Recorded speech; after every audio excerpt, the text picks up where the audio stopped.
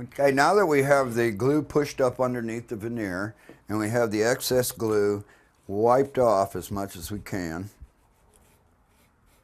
I'm going to take a piece of hard plastic like this and lay it over the edge and put these 2 spring clamps on it.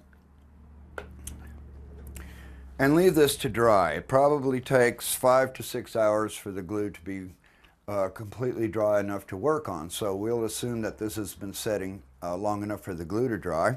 And take the clamps off, take the plastic off. And you want to come back with a rag that's dipped in just a little bit of water and clean off any glue that has squeezed out.